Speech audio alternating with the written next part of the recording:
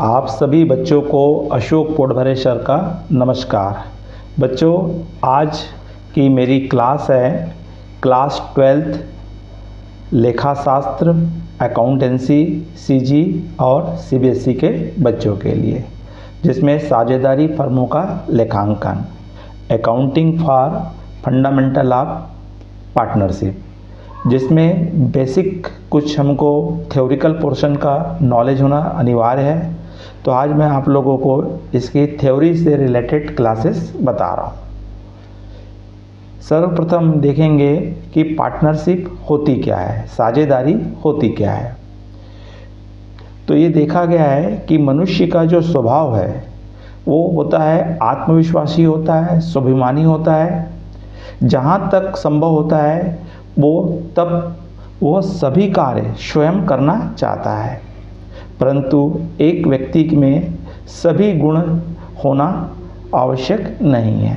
अर्थात किसी एकल व्यापारी के पास, सोल ट्रेडर्स के पास पूंजी की कमी अर्थात कैपिटल का कम होना या सीमित कार्यकुशलता, उसकी स्किल्ड की कमी होना या अनलिमिटेड लायबिलिटीज़, असीमित दायित्व, तो ये गुण जो हैं एक एकल व्यापारी में नहीं होते हैं। इसी कारण से पार्टनरशिप का जन्म हुआ है। जो बड़े व्यवसाय होते हैं उसमें कैपिटल की अधिक मात्रा की ज़रूरत पड़ती है और स्किल्ड पर्सनों की आवश्यकता पड़ती है, कुशल व्यक्तियों की आवश्यकता पड़ती है। और कैपिटल और स्किल्ड, कुशलता, एक्सपीरियंस, ये तीन गुण सभी एक व्यक्ति में होना संभव नहीं है। इसलिए व्यापार की सफलता के लिए, सक्सेसफुल के लिए हमको इन तीन गुणों वाले व्यक्तियों की आवश्यकता पड़ती है और ऐसे व्यक्तियों को हम अपने व्यापार में शामिल करके, हम धन जुटा करके, एक्सपीरियंस जुटा करके, स्किल जुटा करके हम जो बिजनेस करते हैं, जो व्यापार करते हैं, उस व्यापार को या मिलजुल कर जो कार्य करते हैं उस व्यापार को ही यहाँ पे पार्टनरशिप कहा जाता है, साझेदारी कहा जाता है। डिफिनेशंस ऑफ पार्टनरशिप, साझेदारी की परिभाषा: जब दो या दो से अधिक व्यक्ति मिलकर किसी समझौते के अनुसार लीगल ट्रेडर्स को चलाने के लिए तैयार हो जाते हैं एवं कैपिटल, एक्सपीरियंस, लेबर को लगाते हैं और उसके फलस्वरूप होने वाले प्रॉफिट या लॉस का आपस में विभाजन करते हैं, डिस्ट्रीब्यूशन करते हैं, ऐसे बिजनेस को ही पार्टनरशिप, साझेदारी कहा जाता है। भारतीय साझेदारी अधिनियम 1932 की धारा 4 के अनुसार ये कहा गया है कि पार्टनरशिप, साझेदारी उन व्यक्तियों के बीच एक रिलेशन है, एक संबंध है, जिन्होंने किसी ऐसे व्यापार, ऐसे बिजनेस के प्रॉफिट को बांटने के लिए एग्रीमेंट किए हैं, समझौता किए हैं, जो कि उन सबके द्वारा या उन सब की ओर से किसी एक या एक से अधिक व्यक्ति के द्वारा व्यापार का संचालन किया जाता है, बिजनेस को रन किया जाता है, ऑपरेट किया जाता है। इसी प्रकार कुछ विद्वानों ने भी अपने अपने बातें बताई हैं, डिफिनेशन दिए हैं, जिसमें H.H. हेने ने कहा है कि साझेदारी विभिन्न व्यक्तियों का समूह है जो निजी लाभ के लिए किसी व्यवसाय को चलाने के लिए एकत्रित होते हैं। इसी प्रकार किम्बाल ने कहा है कि साझेदारी मनुष्य का एक समुदाय है, एक ग्रुप है जो किसी व्यापार को रन करने के लिए अपनी कैपिटल एवं अपनी सर्विस का संयोग करता है या कंट्रीब्यूशन करता है। ऐसे व्यवसाय को हम क्या कहते हैं? पार्टनरशिप कहते हैं। साझेदारों की विशेषताएं या लक्षण, कैरेक्टरिस्टिक्स ऑफ द पार्टनरशिप। तो जहाँ हम डिफिनेशन देते हैं उन डिफिनेशन से कुछ हमारे कैरेक्टरिस्टिक्स बनते हैं, जिसमें हमारा पहला होता है एग्रीमेंट या समझौता, अनुबंध। तो पार्टनरशिप का बर्थ ही, जन्म ही एग्रीमेंट से होता है। अतः यह आवश्यक है कि पार्टनरों के बीच में, साझेदारों के बीच में एग्रीमेंट हो, चाहे वो एग्रीमेंट राइटिंग में हो सकता है या ओरल हो सकता है, लिखित या मौखिक हो सकता है, परंतु राइटिंग में होना, लिखित में होना साझेदारों के हित में माना जाता है। नंबर ऑफ पार्टनर, तो पार्टनरशिप में कम से कम मिनिमम 2 सदस्यों का, 2 व्यक्तियों का होना आवश्यक है। और मैक्सिमम के लिए पूर्व में ये मैक्सिमम 20 थे, लेकिन कंपनी एक्ट 2013 में 464 के अनुसार जब पार्टनरशिप में प्रावधानों में कुछ सुधार किए गए हैं, उस समय इनकी संख्या निर्धारित नहीं की गई है, लेकिन कंपनी एक्ट 2014 में इसके लिए बताया गया है कि मैक्सिमम, अधिकतम संख्या 50 होनी चाहिए।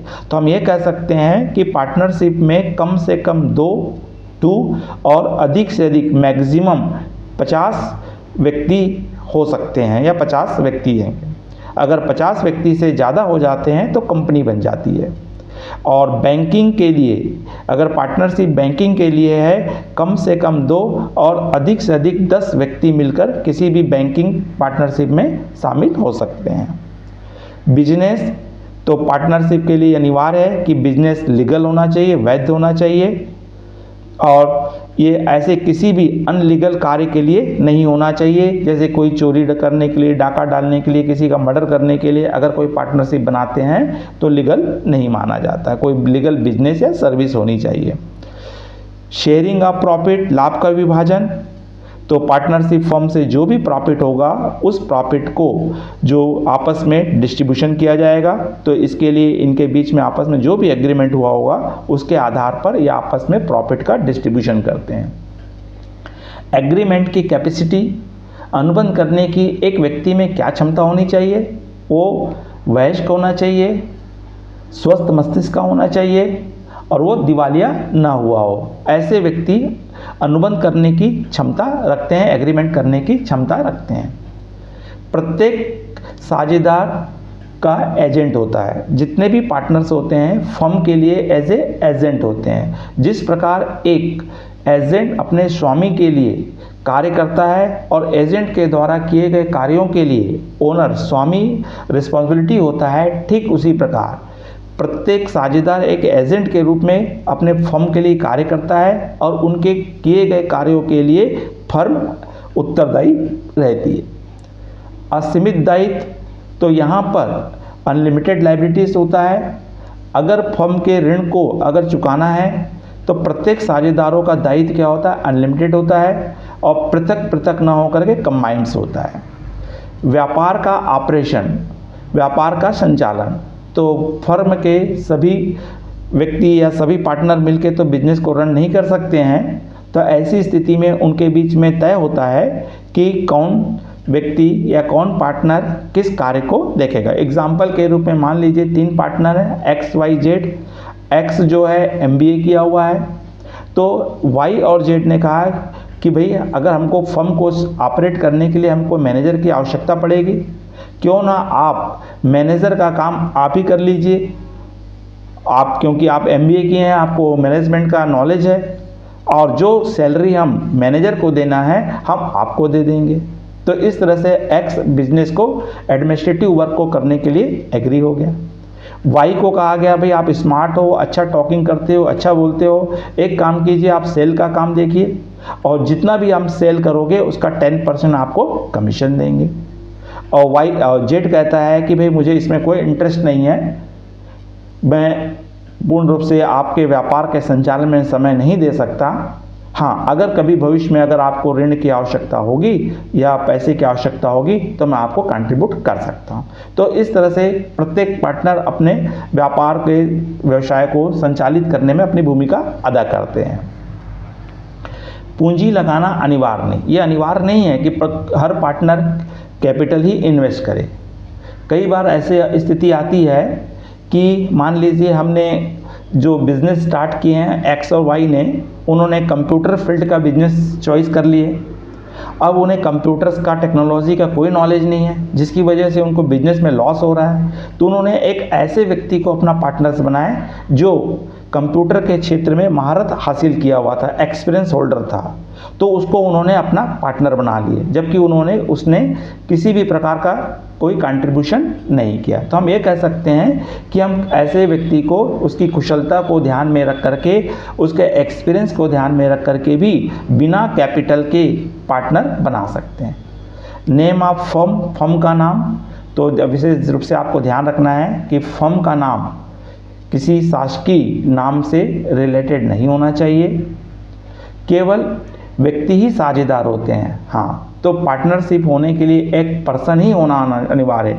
कोई संस्था, संघ या व्यक्तियों का समूह या कंपनी कभी पार्टनर नहीं हो सकती है। राइट्स ऑफ पार्टनर्स, साझेदारों के क्या राइट्स हैं? तो साझेदारों के राइट्स हैं संचालन में भाग लेना, पार्टिसिपेट ऑफ द ऑपरेशन, प्रत्येक साझेदार बिजनेस के रन करने में अपनी भूमिका अदा कर सकता है। निरीक्षण करने का अधिकार, राइट्स ऑफ इंस्पेक्शन, प्रत्येक साझेदार को अधिकार होता है कभी भी वो अपने व्यवसाय की लेखा बुक, अकाउंट्स बुक को देख सकता है। सलाह देने का अधिकार, राइट्स ऑफ एडवाइस, प्रत्येक साझेदार को फर्म के हित में सलाह दे सकता है। लाभ में हिस्सा, पार्ट ऑफ प्रॉफिट, प्रत्येक पार्टनर को फर्म के प्रॉफिट में शेयर पाने का अधिकार है। कंबाइंड ओनरशिप, संयुक्त स्वामित्व, ये जो पार्टनरशिप होती है किसी एक व्यक्ति विशेष का न होकर के संयुक्त होती है। इंटरेस्ट ऑन लोन, अगर कोई पार्टनर फर्म को कैपिटल के अतिरिक्त फर्म को अगर किसी भी प्रकार का ऋण प्रदान करता है तो उस ऋण पर उसे 6% पर एनम के हिसाब से इंटरेस्ट पाने का राइट्स होता है। अगर कोई पार्टनर फर्म को से अलग होना चाहता है या रिटायर्ड होना चाहता है तो आपसी सहमति से हम किसी भी साझेदार को रिटायरमेंट कर सकते हैं, या किसी नए साझेदार को एडमिशन देना है तो आपस में सहमति करके हम न्यू पार्टनर को एडमिशन भी दे सकते हैं। आपातकाल की स्थिति में, इमरजेंसी की स्थिति में प्रत्येक पार्टनर अपने बुद्धि, इंटेलिजेंस के अनुसार कार्य करने का उसे राइट्स होता है। अगर कोई न्यू पार्टनर एडमिशन लेना चाहता है तो अन्य पार्टनर को रोकने का या प्रवेश करने का, रोक करने का भी अधिकार होता है। एबिलिटी ऑफ द पार्टनर्स, एक साझेदार में क्या योग्यता होनी चाहिए और उसमें क्या कंडीशंस होने चाहिए। तो एक फर्म में वही व्यक्ति पार्टनर बन सकता है जिसमें निम्न योग्यता हो। फर्स्ट योग्यता है जिस व्यक्ति की उम्र 18 वर्ष से अधिक है, अर्थात वो वयस्क है। नंबर 2, वो मेंटली, मानसिक रूप से क्या होना चाहिए? फिट होना चाहिए, स्वस्थ होना चाहिए। ऐसा पर्सन जो राज्य नियम के अनुसार अर्थात गवर्नमेंट के एग्रीमेंट के अनुसार उसे एग्रीमेंट करने के लिए अयोग्य घोषित न किया गया हो, ऐसा व्यक्ति किसी भी फर्म का क्या बन सकता है? पार्टनर बन सकता है। तो बच्चों, ये बेसिक था। मैं आपको नेक्स्ट वीडियो में बताऊंगा पार्टनरशिप डीड क्या है, आपका पार्टनर साझेदारी संलेख क्या है, उनमें किन बातों का उल्लेख होना चाहिए, और साझेदारी संलेख के अब्सेंट में क्या क्या रूल अडॉप्ट किए जाते हैं, उस पे मैं नेक्स्ट वीडियो में चर्चा करूंगा। बच्चों, अगर ये वीडियो अच्छा लगा होगा तो लाइक कीजिए। अगर आप इस चैनल में नए हैं तो तत्काल सब्सक्राइब कर लीजिए और आइकॉन बेल को दबा दीजिए, क्योंकि आपको कंटिन्यूस लगातार आपको वीडियो प्राप्त होते रहेंगे। अगर आपको किसी प्रकार की राय देना है, कमेंट्स देना है, तो आप कमेंट्स बॉक्स में जा कर के राय दे सकते हैं। नमस्कार, जय हिंद, जय भारत।